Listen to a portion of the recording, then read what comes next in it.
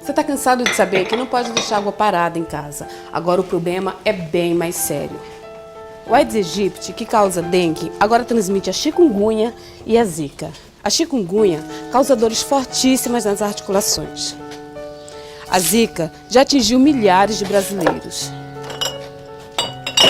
Mas sabe o que é mais perigoso? O Ministério da Saúde constatou que gestantes que contraíram a zika podem sofrer aborto espontâneo ou dar à luz a criança com microcefalia, que é a má formação do cérebro. Sem contar com a dengue, que mata. 80% dos focos de criadouros estão dentro das nossas casas. Cuide do seu quintal e mantenha a sua casa livre de mosquitos. O governo de Mato Grosso está trabalhando em conjunto com os municípios no combate ao Aedes aegypti. Agora, precisamos de você.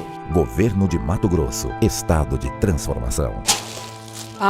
E cuidado com o que você cria em casa.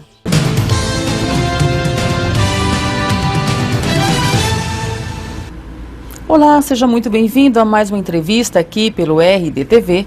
Hoje nós vamos conversar com Lenine Póvoas, ele que é advogado e também especialista em legislação eleitoral. Seja bem-vindo, Lenine. Bom dia, caro telespectador, bom dia, Ana Maria. É uma honra estar aqui no programa de vocês e estou à disposição para esclarecer eventuais dúvidas. A primeira delas, Lenine, eu já quero perguntar, quais são as novas regras para a eleição deste ano? O que mudou? Inicialmente é importante esclarecer que o processo eleitoral ele sofreu uma alteração em virtude da reforma política. Essa reforma trouxe alguns aspectos novos, tais quais como a redução significativa do tempo de campanha. Antigamente eram de 90 dias, hoje passaram a ser 45 dias. Teve a questão da limitação de gastos por parte dos candidatos no que tange ao quanto pode ser gasto na campanha eleitoral. Houve a restrição de participação e doação de pessoas jurídicas no certame eleitoral, de modo que elas não podem mais efetuar doações.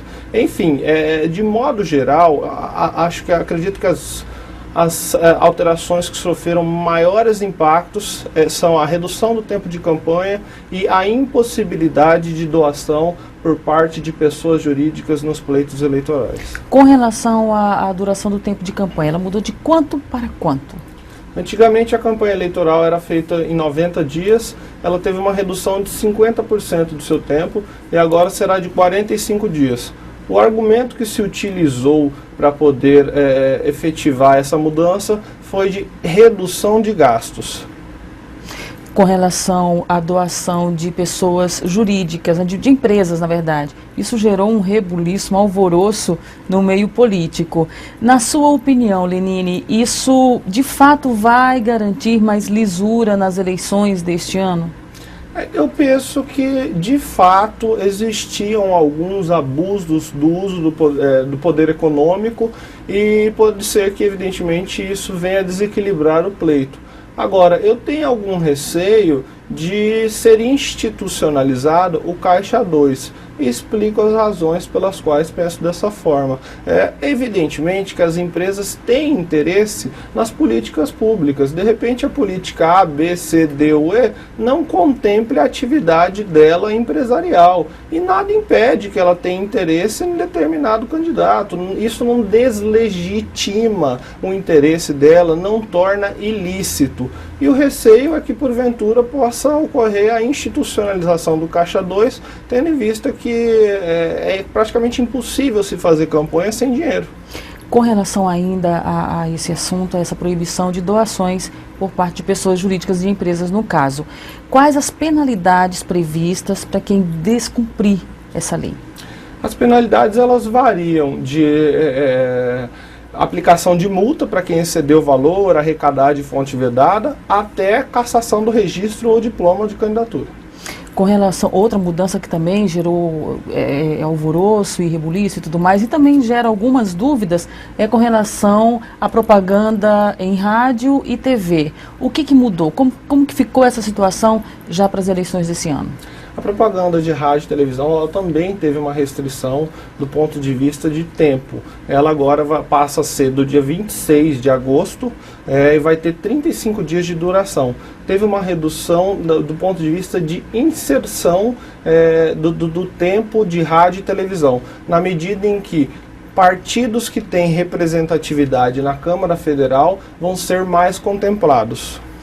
Como que vai funcionar isso na prática, Lenine? Por exemplo, a distribuição de tempo em programa de TV, isso varia de acordo com as possíveis coligações? Como é que fica isso na prática? O tempo de campanha na televisão foi dividido da seguinte maneira: 90% do tempo vai ser dividido proporcionalmente à representatividade que cada partido tem na Câmara Federal. E os outros 10% vão ser divididos igualitariamente. Então, evidentemente que isso acaba por favorecer os grandes partidos e aqueles que possuem uma bancada maior na Câmara Federal. Então isso acaba sendo prejudicial? Como é que você avalia isso? Na verdade, essa é uma análise oriunda da reforma política no que diz respeito que ela certamente favorecerá os grandes partidos, na medida em que impossibilita a oxigenação de lideranças, sobretudo aquelas oriundas de agremiações pequenas, tendo em vista que os candidatos que vêm de partidos pequenos vão ter mais dificuldade de externar as suas plataformas, vão ter maior restrição de tempo de conversar com a população. Enfim, penso que essa reforma política no que tange a redução do tempo de campanha vai favorecer as figuras que já são conhecidas dentro do cenário político e aos grandes partidos. Com relação, ocorre muito, quem acompanha mídias sociais sabe bem disso, os políticos, também os pré-candidatos, eles têm usado esse meio de acesso à população, que são as mídias sociais, com muita força, não é? A legislação atual, ela prevê alguma orientação nesse sentido? Houve uma alteração significativa neste ponto. A propaganda na internet ela não pode ser veiculada de forma paga, ela tem que ser gratuita, e no que diz respeito aos pré-candidatos, nada impede que eles falam de suas atuações políticas, nada impede que eles se apresentem como pré-candidato, enfim. O que não pode ser feito é pedido expresso de voto. Isso é a única situação que hoje é vedada pela legislação eleitoral. Mas falar de maneira genérica e se apresentar como pré-candidato, não há absolutamente nenhuma restrição após o advento da reforma política. Essa resposta se aplica, então, à pergunta que eu vou insistir e vou fazer ela agora. Quais os comportamentos, quais as ações que podem implicar em propaganda, em promoção pessoal e também em propaganda política antecipada? A questão da propaganda política antecipada, hoje ela é configurada pelo pedido expresso de voto. Não há nenhuma restrição em se apresentar como pré-candidato, conversar com a população de modo geral, debater políticas públicas. Agora, existem algumas outras vedações, como é o caso, por exemplo, de programa apresentado por pré-candidato. Até porque isso está vedado hoje pela legislação a partir do dia 30 de junho. Então, existe uma dosagem aí, mas houve uma ampliação dessa questão da figura do pré-candidato. Lenine, sobre a proposta de emenda à Constituição, a PEC 113, o que mudanças ela trouxe? Sobretudo nessa questão de mudanças de partido, a famosa janela, explica um pouco para a gente como é que vai funcionar isso. Houve duas questões relacionadas à janela. A primeira delas é oriunda da reforma política, que é aquela que diz que o mandatário pode migrar de sigla partidária 30 dias antes do término final para o prazo de registro de candidatura, prazo para filiação, perdão. O que quer dizer, o prazo para filiação hoje é 2 de abril, ou seja, 30 dias antes desse prazo o sujeito pode migrar de agremiação partidária. Essa é a janela oriunda da reforma política. Há ainda a janela oriunda da PEC, que é aquela emenda constitucional da janela partidária. E essa foi uma emenda constitucional que diz respeito à possível mudança de agentes políticos para novos cargos sem que eles tenham prejuízo do seu mandato. É dizer que o sujeito que tem um mandato eletivo no cargo proporcional, foi eleito pelo cargo proporcional, se ele quiser mudar de partido no prazo de 30 dias após a publicação desta emenda, ele não vai perder o seu mandato. E este período é compreendido do dia 18 de fevereiro ao dia 18 de março.